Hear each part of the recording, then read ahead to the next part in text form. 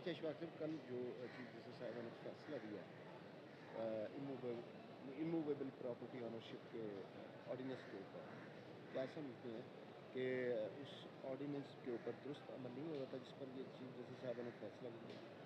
जी, जी, मेरी दानिश में बिल्कुल सही फ़ैसला है, दुरुस्त फ़ैसला है, एज़ पर लॉ है। उसकी वजह ये है कि ये जो एक्ट है, इमूवेबल प्रॉपर्टी एक्ट 2025, इसकी 4 जो सेक्शन हैं बड़े इम्पॉर्टेंट हैं। पहला सेक्शन 7 है, 8 है, 10 है और 16 है। सेक्शन 7 ये कहता है कि जो बंदा अग्रीव्ड है वो कंप्लेंट फ़ाइल करेगा। 8 ये कहता है कि डीआरसी बन जाएगी। अब डीआरसी के जो मेंबर्स हैं वो 5-6 मेंबर्स हैं। उनके पास जो अख्तियार है वो सिर्फ़ ये है कि वो एविडेंस कलेक्ट करें, मटीरियल इकट्ठा करें और ट्रिब्यूनल को दे दें। उनके पास ये बिल्कुल अख्तियार नहीं है किसी को कब्ज़ा दें, किसी से कब्ज़ा लें या किसी से कोई कोर्स ऑफ मेजर अडॉप्ट करें, उनके पास ये बिल्कुल अख्तियार नहीं है। अब ये जो एविडेंस है, जो रिकॉर्ड है सारा, वो जाती है ट्रिब्यूनल के पास। इसमें चूँकि ट्रिब्यूनल बना नहीं था, अगर बना था तो उसमें केस गया नहीं है।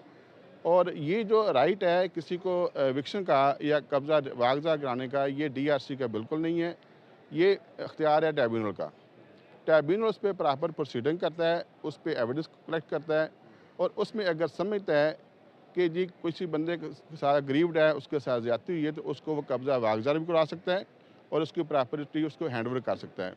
उनके पास एक ये भी इख्तियार है कि अगर कोई ग्रीव्ड है, उसके साथ ज़्यादती हुई है, तो उसको मॉनेटरी कम्पेंसेशन भी कर सकता है और उसका अगर कोई रॉन्ग हुआ है तो उसको वो रिकवर भी कर सकता है। तो मेरी दानिश में ये बिल्कुल सही फ़ैसला है और इससे बेसिकली हो ये रहा था कि जो डीआरसी के मेंबर्स हैं, वो लोगों को गलत कब्ज़े दिला रहे थे, जो उनका राइट नहीं है, उनकी जुरिसडिक्शन नहीं है, उनका इख्तियार नहीं है। ये जो चीज़ है basically basic scheme of law के अगेंस्ट है, उसको मैं समझता हूँ कि ऑनरेबल चीफ जस्टिस साहब ने बिल्कुल सही वक़्त पे इसको टेक अप किया है और बिल्कुल सही ऑर्डर फरमाया है। Thank you.